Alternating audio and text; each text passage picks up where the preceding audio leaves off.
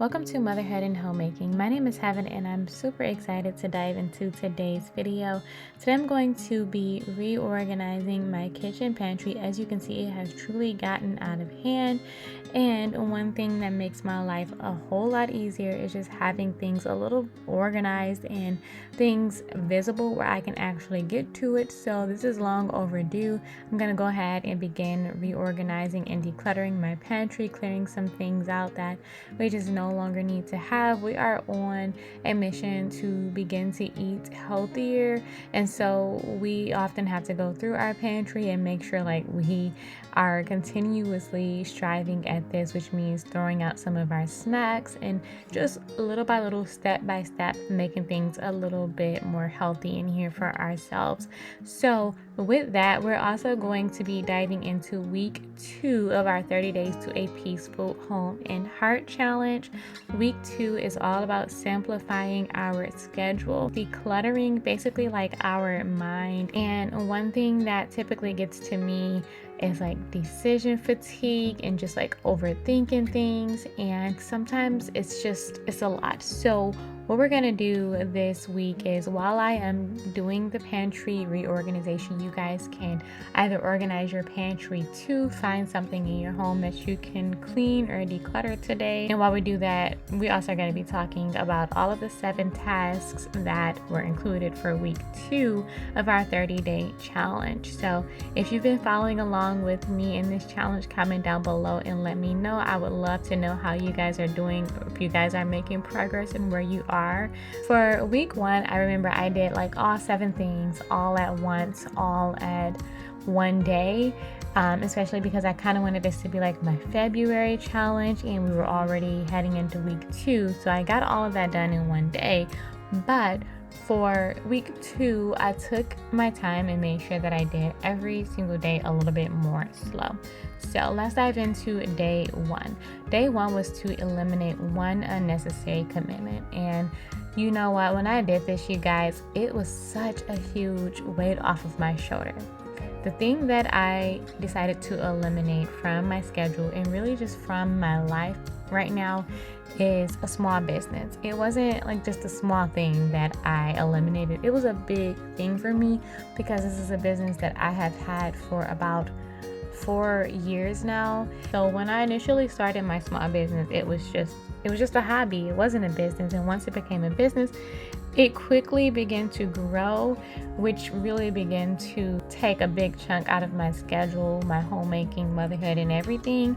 And so little by little, I started to realize like, okay, this is really taking up a lot of my time. I don't know if this is something that I can continue to do if I want to deliver good quality product. Long story short, I have decided to retire my small business. Maybe 5 years down the line, once my baby girl is older, I can revisit it. But right now, I'm pretty sure that this is the choice that I need to make. I'm focusing on my content creation right now, and with that, I'm also able to continue my homemaking skills, because that's what my content creation is all about. Motherhood and homemaking, just things that, are a part of my life right now. And the small business, which was a cosmetic business where I was just making natural hair and skincare products, it is a part of my pre-motherhood life because I went to school for cosmetology. So I had a cosmetology license. I used to do hair out of a salon.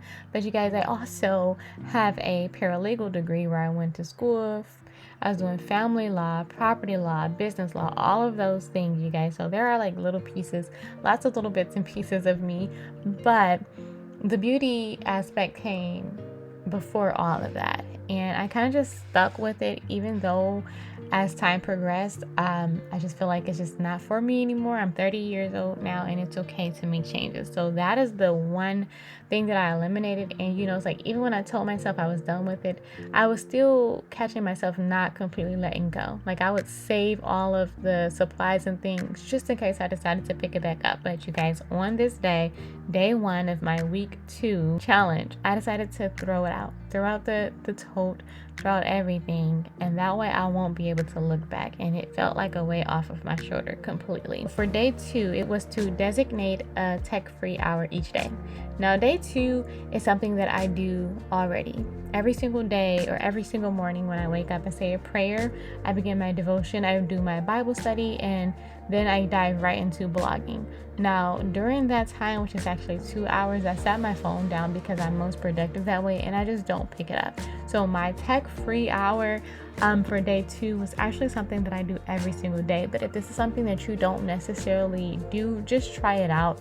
Just set your phone down, your television, your laptop, whatever it is, for just 1 hour. Don't pick it up, don't scroll, don't do anything. Just try to, either like me, spend it during some Bible study, and just focus in on that. The 1 hour in the morning where I'm doing my Bible study and my devotions, it's the most peaceful hour of my day, to be honest. And then during the second hour, I'm using my laptop, so that doesn't count as my tech free time. But yes, the 1 hour on day 2 was my Bible time with the Lord when I woke up in the morning, and it is highly beneficial and sets the tone for the remainder of my day.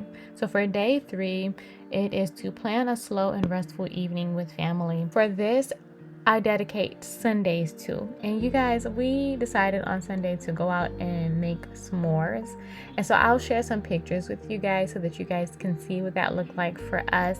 And we love to do this because it's like Sunday is the day that is like a rest day. It's nothing, no cleaning, no work, no nothing. Just dedicate that time to the Lord and to spend with family. So for day 3, for planning a slow and restful evening with family, that was a couple of things. So for one, we did s'mores on Sunday, and then the other thing we did is, we just went outside after homeschool and we built a snowman. And I didn't care how I was looking, I didn't care what we had going on for the day. We just decided to go out and just build a snowman, and that was so much fun. We came back in and we had hot chocolate and warmed up in front of the fireplace, and it was really, really nice, especially because we've been diving into a winter joy plan, which is just a plan that's helping us to embrace the winter season a bit more and to go out and just experience a little bit of winter and God's beauty in his creation for the next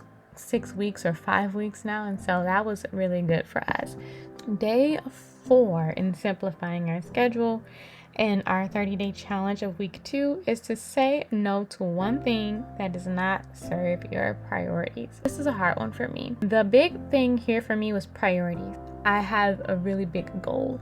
There's a number that I want to meet within my business goals, blogging, even content creation and things like that. I have a goal, a number that I want to meet, but then outside of that, I also want to be done with homeschool by April the 4th. That is the last day we plan to be homeschooling. And so we can't miss a ton of days if we want to meet that goal so that we will be able to take our spring vacation.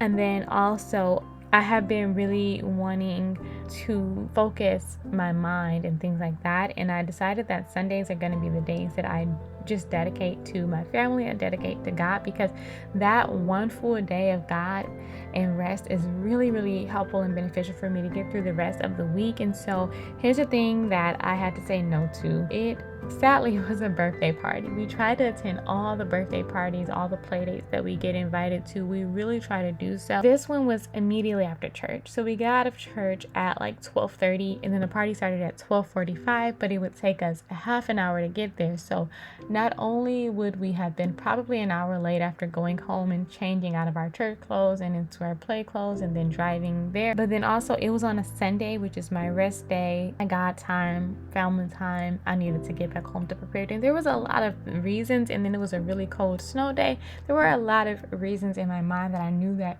it wouldn't work for us, but I really wanted to go because sometimes we do that. It's okay to do things for other people even if it's not super convenient for us.